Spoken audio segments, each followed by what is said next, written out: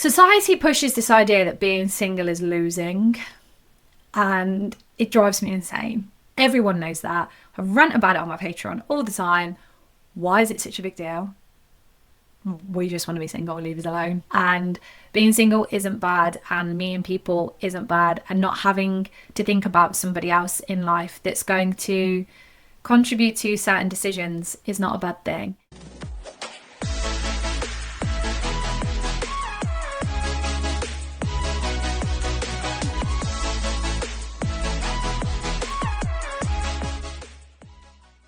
Hello guys, and welcome back to another episode of Coming Up for Air with myself, Lou. I hope we're all okay. The lighting is so much better today. I have actually seen blue skies outside for the first time in about 2 weeks. The weather in the UK has been horrendous, but it's not been really cold, it's not been raining, it's just been grey. And I am so much happier when the sun's out. I'm so much happier when it's warm. I'm just a summer baby, and the weather at the moment is not giving summer. It's just grey and, quite frankly, quite depressing. So I was telling my sisters, I had a night in with my sisters on Saturday, and I was telling them, I was like, creating content in this weather is so difficult. It's just not been fun. And I've been looking at my feed for my running account. It's just been so grey and like drab and not me. So I'm glad today that the room is bright. It's brighter, and hopefully it will stay this bright, because I have been struggling with recording content, and I'm just not trying to be too much of a perfectionist with this. I'm trying to just get my content out, and hopefully people will understand that I haven't got thousands and thousands of pounds to be spending on camera equipment. One day, hopefully, I hope that I can upgrade my camera and not have to record on my phone, so I can record in 4K. And my poor little laptop, which is working overtime and is so great for what I need it for, however, it's literally working overtime. So hopefully as these videos go on, you'll be able to see where I've been able to upgrade my equipment. I'm actually going to start by upgrading my microphone, because it picks up friggin' everything. I've re-listened to something that I recorded on my Patreon, and you can literally hear my neighbour's dog in the background just barking, which is good because it picks up everything, but then it's really hard to edit it out. Anyway, I have had a lovely weekend. Obviously it was Valentine's Day, and I put quite a lot out over my social feeds over the weekend about Valentine's Day, because I made my Patreon episode that I did last year for Valentine's Day accessible for everyone, made it free, so you could have gone over there and listened to it, but I've taken that down now. And for everybody that has gone over there and since joined, thank you, because I had an influx of new Patreon followers over there. If you do want additional content and you do want 2 extra episodes a week, then the Patreon link is in my bio of this video. It's in the bio of my Spotify and Apple episodes. I've created a Stan store now, so everything's all in one place. So you just head over to my Stan store and you'll be able to see my Patreon link. It's £4.50 a month, which is less than your price of your coffee that you have probably brought this morning. I know that I'm probably going to go out on my lunch and buy a hot chocolate. It's going to be less than that, and you get 2 additional episodes a week. You also get to be able to contact me over there and talk to me over there. It is something that I'm going to be moving over to Patreon to talk to people, because I've gone through my TikTok DMs on Sunday evening, and I had 140 DMs.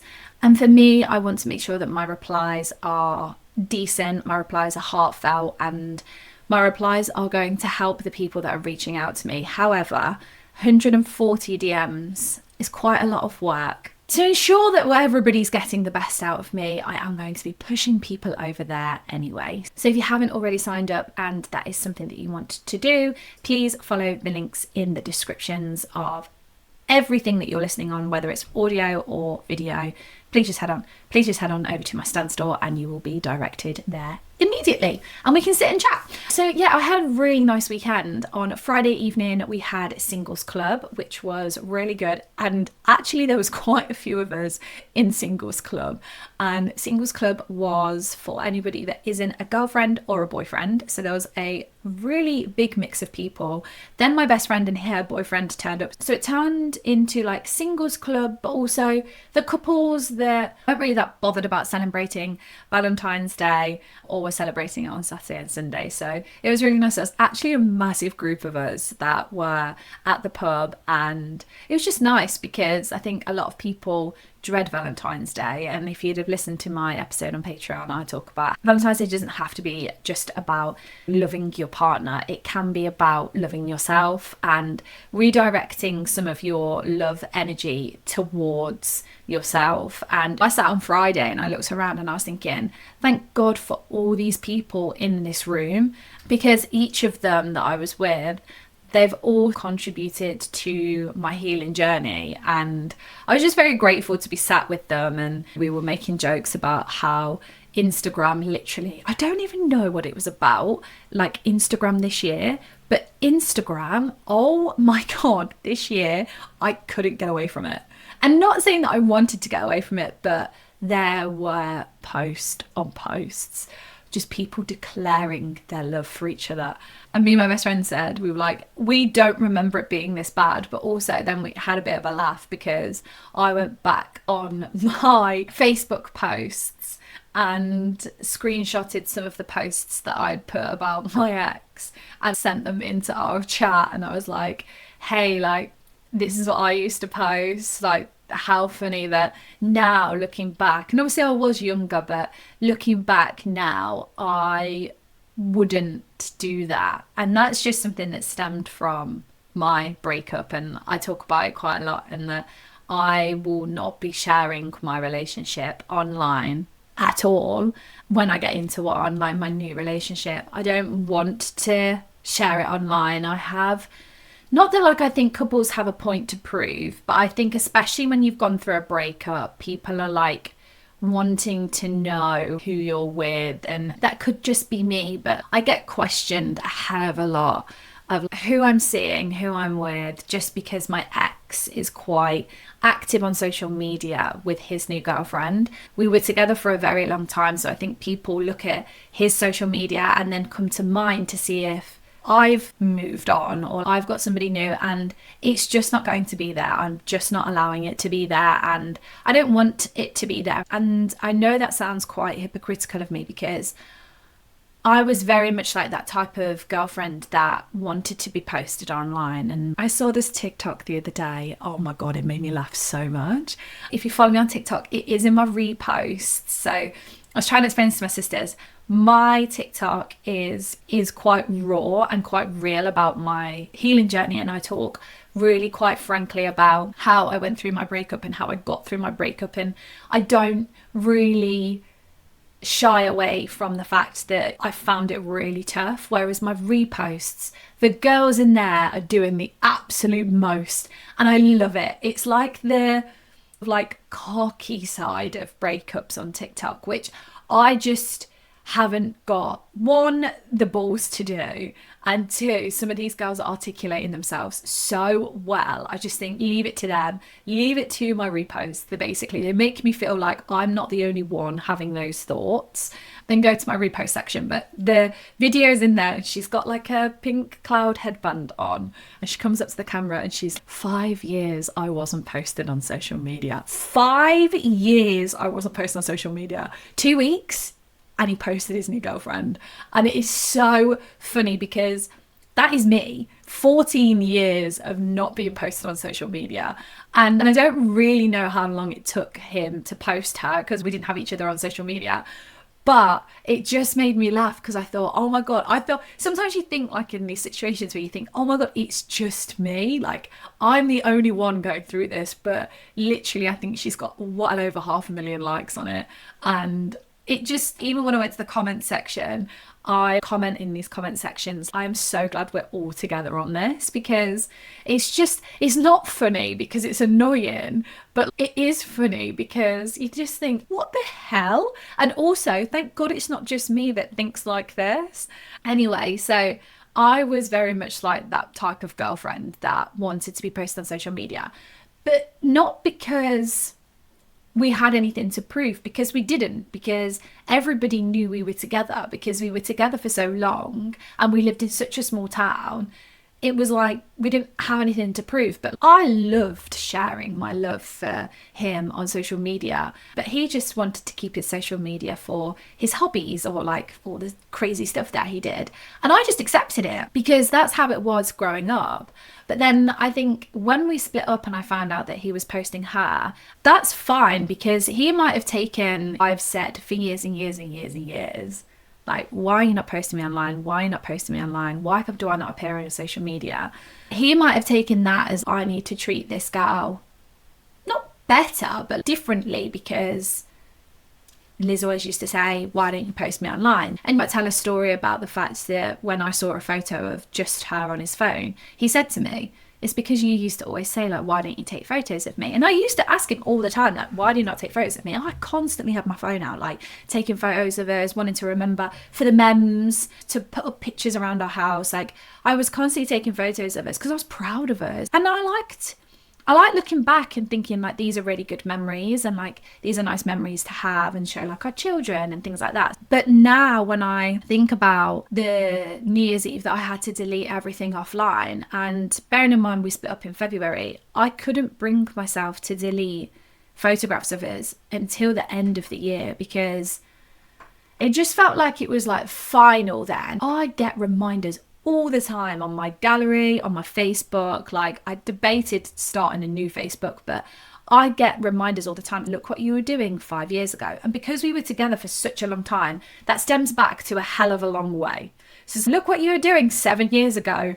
It still incorporates my ex. Luckily, we're getting to the point now where it's, look what you were doing 2 years ago, and I hadn't posted anything because I was in the midst of a horrendous breakup. But like the whole like 1 year, 2 year, and we're edging into the 3 year reminders don't really affect me that much. But I got something the other day on Facebook that was like then and now, and it was us in Greece, and it was our 10-year anniversary, and it was like then and now, and I screenshotted it and sent it to my friend. I was like then and now, and I took a photo and I like put it in the box, and it was just me hungover, and I was like, how times have changed then and now. So I won't be sharing my new partner on social media at all. I know how that made me feel, so people could argue the fact that, oh, you know how it felt to not be shared on social media. Yes, I do know how it felt to be shared on social media, but also my whole breakup is online because I've chose to put it online, and I want my new life to be as private as possible, and I try and keep my new life as private as possible. I do a nice little intro of a catch up of like what I've been up to and stuff. I don't tell everybody everything, and it's nice to know when people say, what have you been up to? Because I think I've got a TikTok and 3 Instagram accounts, and people still say, oh, what have you been up to? And I like that, because it doesn't mean my whole life is online. My whole breakup is online. But again, I chose to put it out there. So went out on Friday. It was really nice, and got in around 2:30 in the morning. Classic Liz. Classic Liz. I was drinking Cremant. For all my Prosecco drinkers, change to Cremant. You don't get hangovers. It takes away the acidity, if that's acidic, whatever.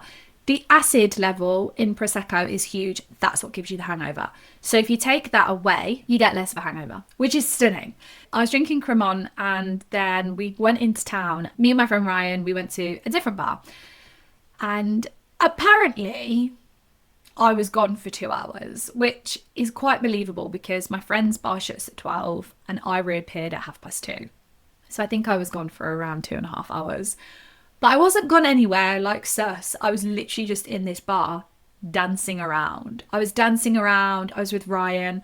We ordered gin and they gave us tequila and lemonade. It was just wild. Anyway, I get to the point where, I think I've said this before, I'm a complete control freak over myself and certain situations.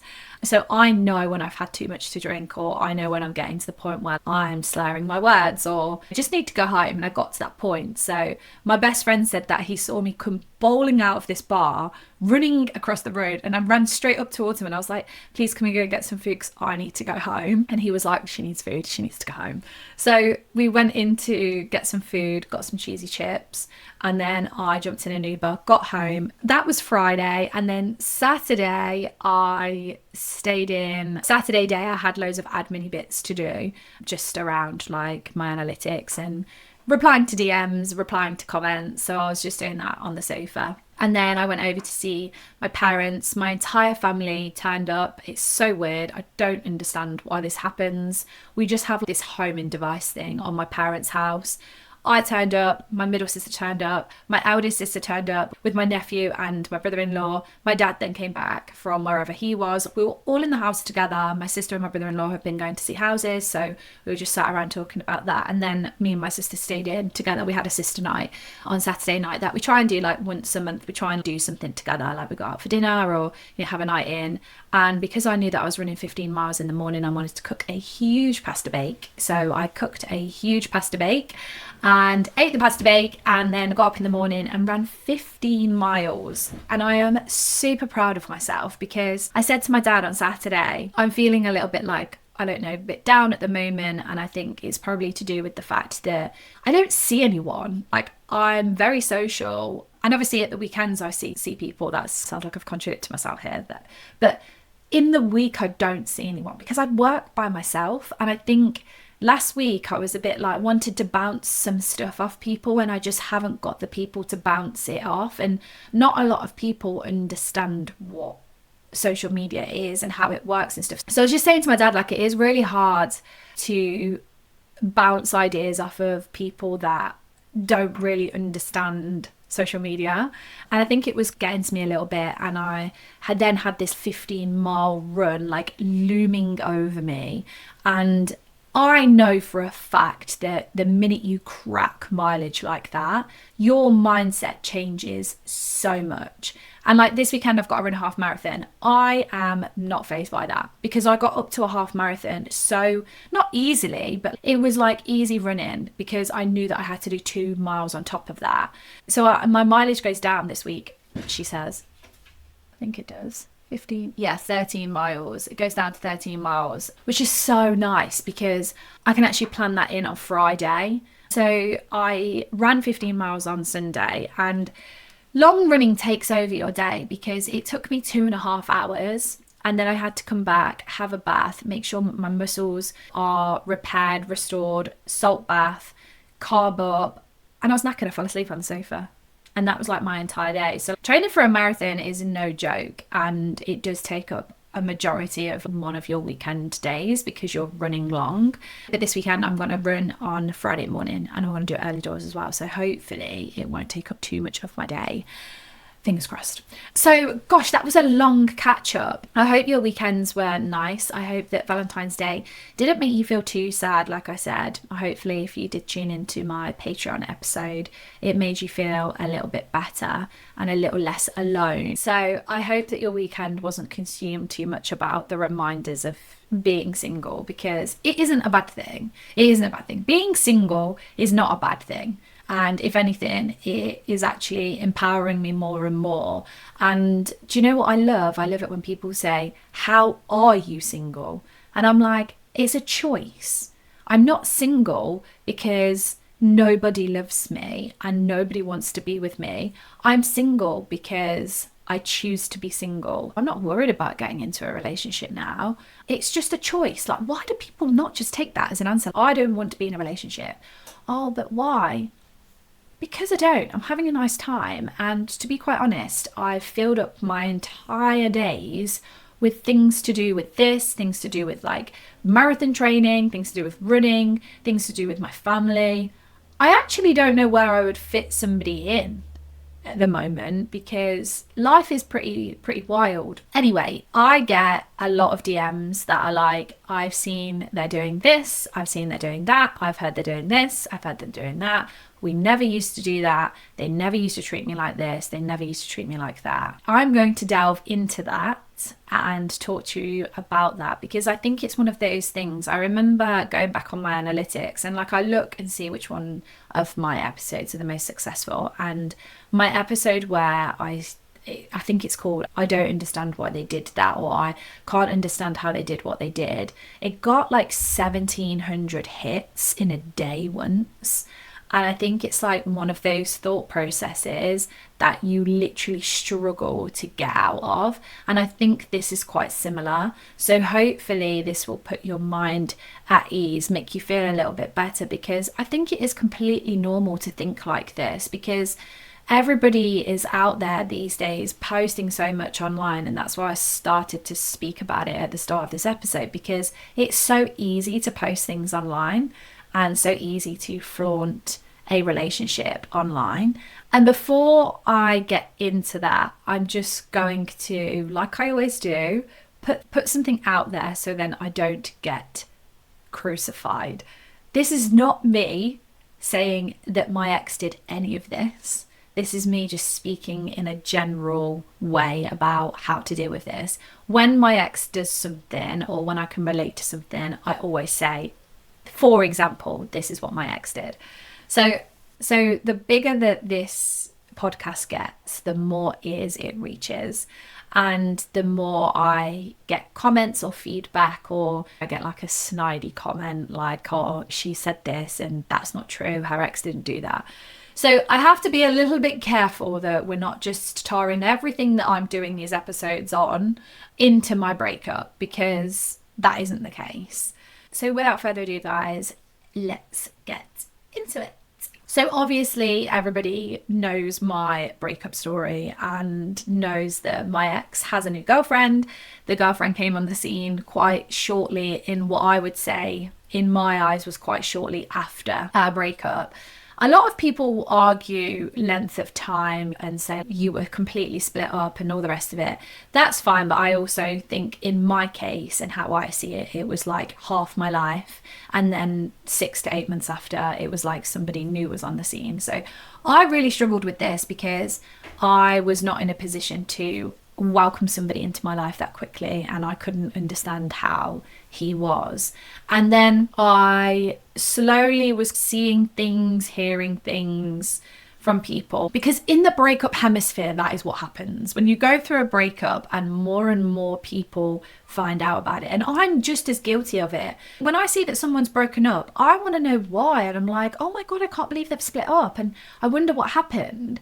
But when I started talking to people about my breakup, I was just telling people that he wanted time by himself, and then the more people I told that he wanted time by himself, the more people were telling me that he was seeing somebody new. So it was like I was then getting fed information from people because more and more people were finding out.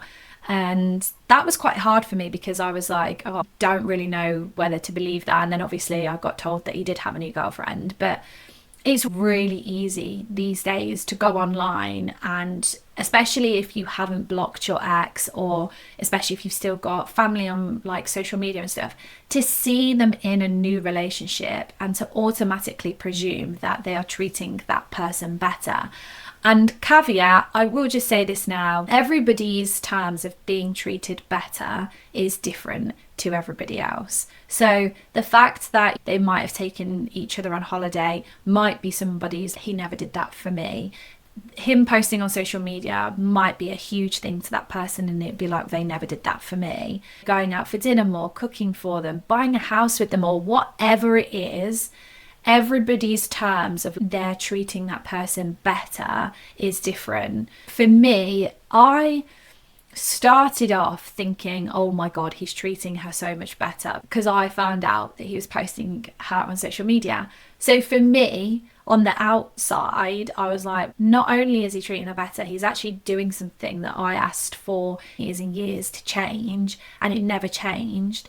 And then when I spoke to him about it, he was like, you used to say that it used to upset you, and I'm trying to be better. And I was like, wow, I could take the rough with the smooth here. I'm a girl's girl, so yes, I'm not really fond of their relationship, but also I've got to hand it to myself. At least I've made her relationship a little bit easier, because I used to bang on about it so she didn't have to. So now she gets posted on social media, and that might be quite important to her. And if it is, he does it, and I get to know that's because I was nagging him about it. And then on the flip side, I could argue the fact that that's really annoying, because why did you not change for me? It's hard. Those situations are hard, but I now view him posting her on social media as not her being treated better. That was just something that was so like heightened when we split up, and so important to me then, that it like really hurt. You will think that your ex is treating their new partner better purely on the fact that you see a highlight reel on social media. An outside perception of something, we all know, is, I'm going to say 50-50, because I remember one Valentine's Day, I think my ex was working away, and this is not a bashing of him, but I was really upset that I didn't get flowers. And again, one of those things, I talk about it on my Patreon. It's something that just used to irritate the hell out of me, that as a grown adult and a grown woman, I was being compared to my 14, 15-year-old self, where I said that I didn't like flowers. Yeah, it's all on my Patreon.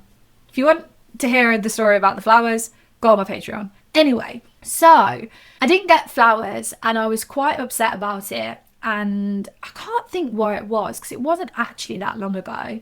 And then he was like, oh, I can go and get you some if you want. And I was like, yeah, go and get me some flowers. I want flowers. It's Valentine's Day. And so he went out and got me flowers. And then I posted them on social media, and it looked like I'd just been bought flowers. And I didn't had to ask for this, but he forgot. And I saw this other TikTok, and you know, I'm on TikTok all the time as my job. I seen this thing that was like going round the shops. It was like Tesco, M&S, Aldi, Morrison's, all of them, Asda. And the caption was, he didn't forget. He just wasn't bothered. And I was like, that will make so many people probably feel awful inside. But it's true. It's everywhere. It's rammed down your throat for months. Mini eggs have been on sale since December. That is how much the seasonal holidays have an impact in the UK. You cannot tell me that you're going to forget about Easter, because mini eggs have been on sale since friggin' December. Valentine's Day has probably been in the shops for about 3 weeks or 2 weeks. The flowers probably, 1 week. 2 weeks, 1 week. How your partner forgets about Valentine's Day, unless he literally doesn't step foot in a shop ever, which maybe some people don't, but it's impossible to forget Valentine's Day. I another hill that I'm willing to die on. You cannot forget about Valentine's Day. It's everywhere. And some lads as well, like I heard some lads in Morrison's on Friday night when I was just buying a bottle of Cremon. They were like, one of them really made me laugh. He was like, I got all the flowers and everything ready, sorted. They're all in the house. He was like, but I forgot a card. He was like, and she's got me on Find My iPhone. And so she's going to see that I've gone to Morrison's, and she's going to think that I bought them all at 6 o'clock tonight anyway. So what's the point? It really made me laugh. But the lads all in there were all having banter. They all work together. What are you getting your missus on Valentine's Day? This is on Friday night at 6 o'clock. Like, you could have gone in on Thursday night at 6 o'clock and just got them and had them there ready on Friday morning.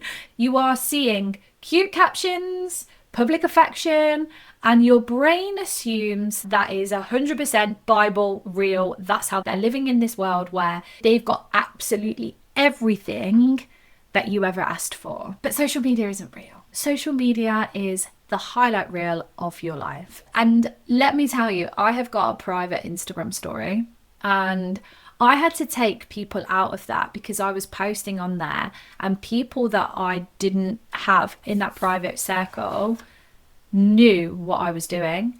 And I went to Ibiza and I wanted to just post about my time in Ibiza and just have my close friends on there. And I think that I hadn't adjusted who was in that group for a while, but it got out and it annoyed me because I was like, not only do I live on my own, I live in a house on my own. My car is so noticeable. If somebody found out where I lived and knew that I was on holiday, I was fuming. I was really angry. So I had to like cut people out. Not like the Rebecca Vardy, Colleen Rooney thing, but I did have to view the circle of friends that I had in my private account and be like, why is that getting out? I don't have one now. I just keep my life off of Instagram. I only post what I want to post, and it's usually just a glass of alcohol on a Friday evening and my runs, because I love to blag about my runs. Like, I love to post on my Instagram about my runs so much. But you have to remember that, yes, of course, people are going to have happy moments online.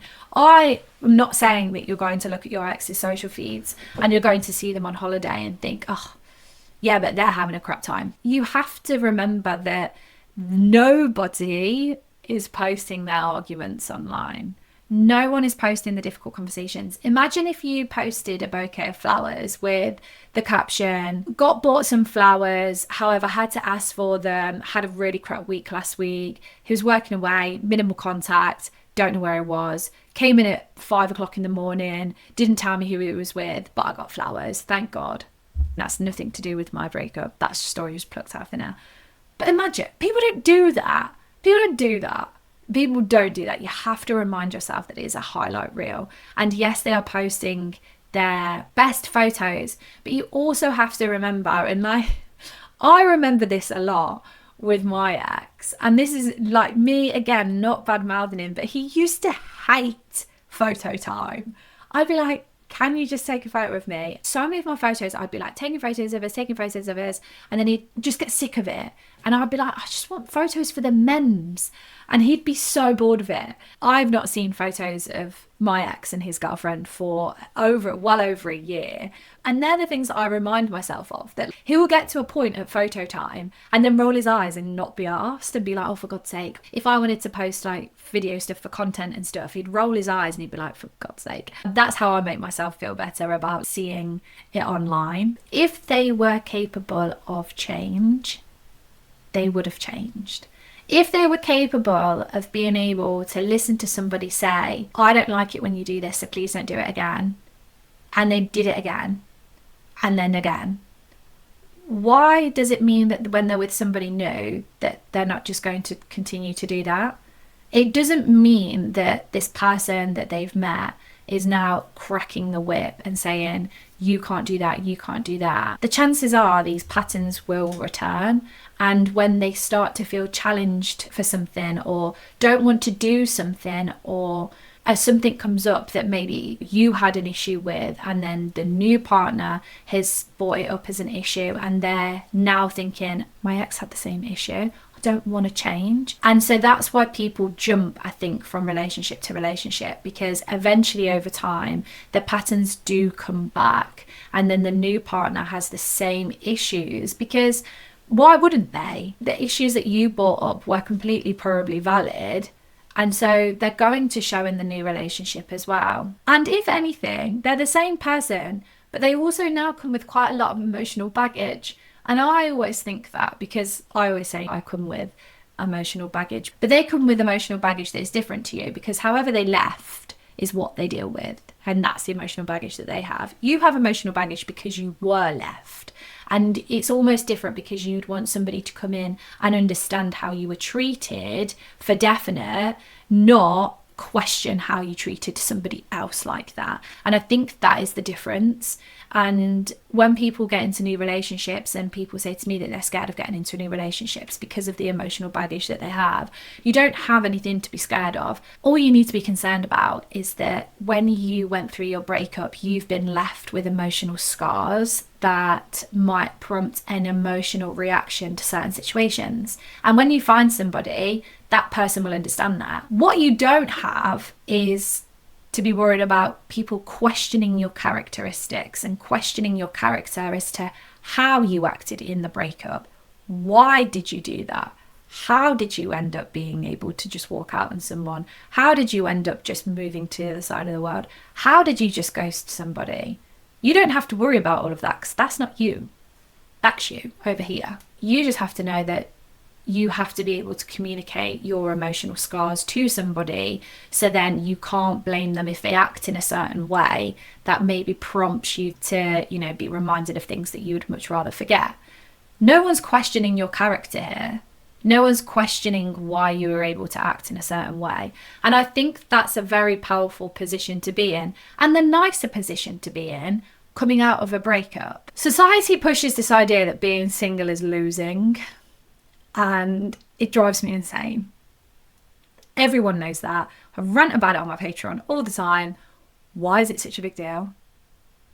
We just want to be single, leave us alone. And being single isn't bad, and meeting people isn't bad, and not having to think about somebody else in life that's going to contribute to certain decisions is not a bad thing. If I wanted to sell my house tomorrow, up and move to a different country, quit my job and work in a coffee shop, nobody could stop me. I don't have anybody saying, don't do that.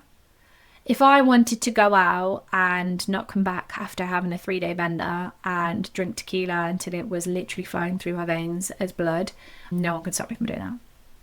If I want to shut myself in my house for a week and not talk to anybody and just literally look after myself, no one has a problem with that. I don't have to take into consideration anybody else into my life decisions. And nobody can tell me different. And nobody can argue with me when I'm going to say this. And I'm going to say this and no one can argue with me. When you are in a relationship, you have to consider somebody else's feelings. That is what part of being in a relationship is. So when I used to say, we're such a chilled couple, we let each other do whatever, weird. And I now hear how weird that must have sounded to people, because I don't think you can live a separate life whilst being in a relationship. You have to live that same life. You can't just think, imagine like on a Friday just being like, do you know what, I'm actually going to go to Barcelona for 4 nights, and then having to tell your partner, I'm going to Barcelona for 4 nights. Oh, am I not coming? No, I'm going on my own. Okay. And then the following week, I'm working away, so I'm probably not going to see you. That, you're not in a relationship. It doesn't work. Sort of relationship doesn't work. And I love the fact that I don't have to check in with anybody, and I don't have to tell people what I'm doing. And sometimes I get annoyed with my parents being like, I haven't seen you this week, and I'm like, guys, why are you being needy for? I'm fine.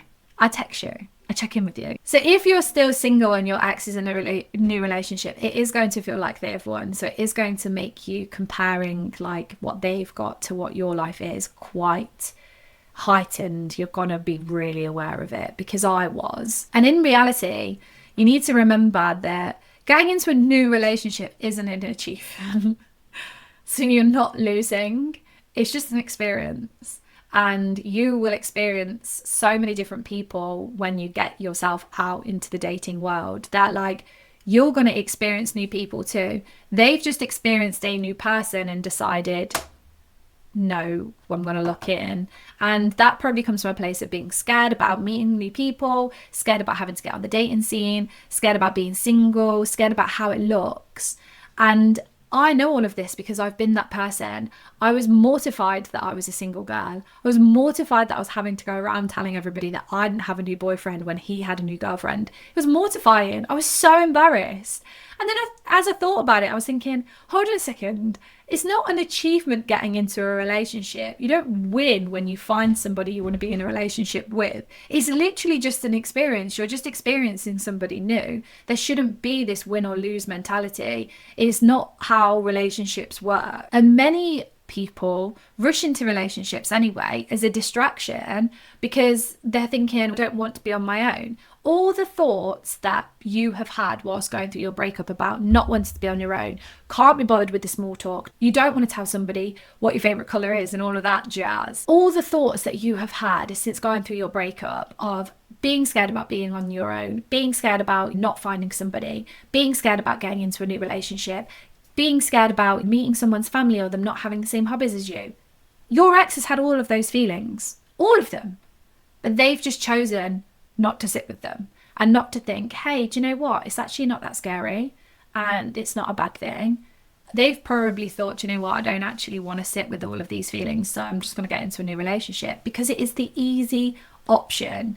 And when you feel like you're behind, and I get this so much from people because people are like, oh, they're celebrating this anniversary. I'm fully aware of that. I'm fully aware of how long I've been single, but also I'm healing at my own pace, and I would much rather heal at my own pace than pull somebody into my healing journey and then at the end think, actually, do you know what? There's quite a lot more that I want to do on my own. You're not for me. I do not want to treat somebody how I've been treated ever. And I don't want to pull somebody into a false sense of security, thinking that they found somebody that is so ready to settle down, because I am not. And this is something that I talk to my parents about all the time, because they've seen me have everything. They've seen me have the house. They've seen me have the ring. They've seen me basically have everything that people strive for in life. And now I've not got that, but I've had it. I know how it feels, and I know that getting into a relationship is the easiest part of my healing journey. Getting into a new relationship is going to be the easiest thing to do. I know it is. Because meeting people, there's dating apps, there's friends of friends. If I went up to any of my friends and said, have you got any single friends that want to start dating? Then I would probably be able to find somebody that says yes. There isn't an app for how to sit on your own. There isn't an app to tell you how to heal your broken heart. There isn't an app that your friends probably can't relate to your story. Healing on your own is the hardest part of your healing journey. Finding a relationship isn't hard. It is not hard. Getting into the relationship and trusting somebody, again, that's all part of your healing journey, but that's the stuff that you're going to be doing whilst you're not in a relationship. So then when you get into a relationship, it doesn't feel hard. If anything, you sitting by yourself, you've done the hardest part of your breakup. And when you compare that with somebody who's got into a relationship, they've done the easy part of the breakup. They've gone to the easy part first. They've gone to the relationship. That's the easy part. They've just found somebody. They've not done the hard parts that you've done. And you need to remember that. You need to remember that there are so many ways to meet new people that getting into a relationship is not a win or lose situation. You're not losing because you are single. You are also not winning because you are single. You're not winning because you are doing all the healing. There's no win or lose. You're just using your time wisely and making healthier decisions for you. These are your healthy decisions that you're making to look after yourself. I'm just going to finish off with a habit that my therapist taught me. And that was because I went to her, this is quite a long time ago now, probably like 2023, which is wild. When I think about it, I'm like 2023, 2024. Oh no, wait, we're in 2025. This is crazy. I cannot believe that I've been doing this for a year and a half. It's just wild.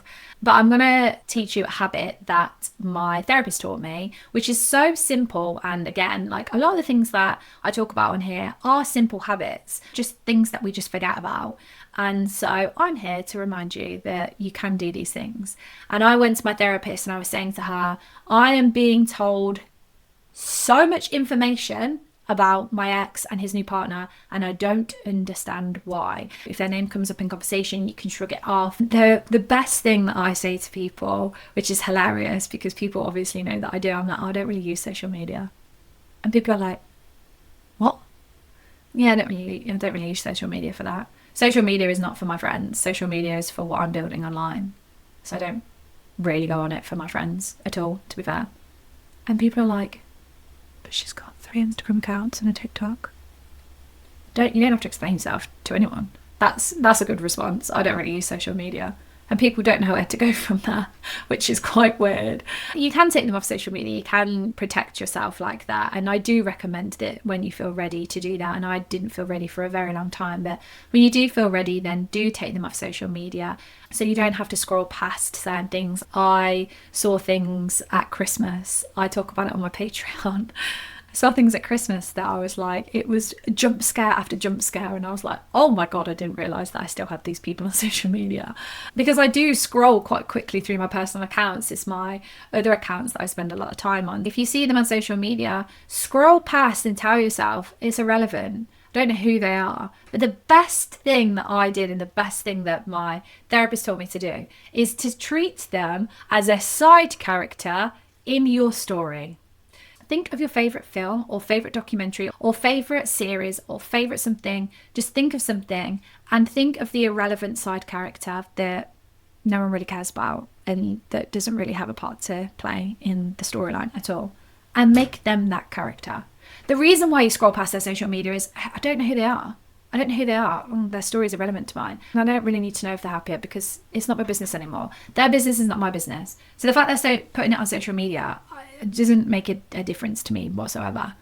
And that's how you have to think. They are a relevant side character. And you are the main character of your life. So if you imagine yourself in the film that you've created and you are in this film, and obviously I'm quite visual, so my therapist knows that I'm visual, hence the reason why she's managed to be able to do this. So this might work, but it might not. But imagine you are the main character and you're watching the film and this irrelevant side character is here, and as the audience, you can see that the universe is going to send somebody really great, but you as the main character doesn't know that yet because they always have subplots and things going on in the background.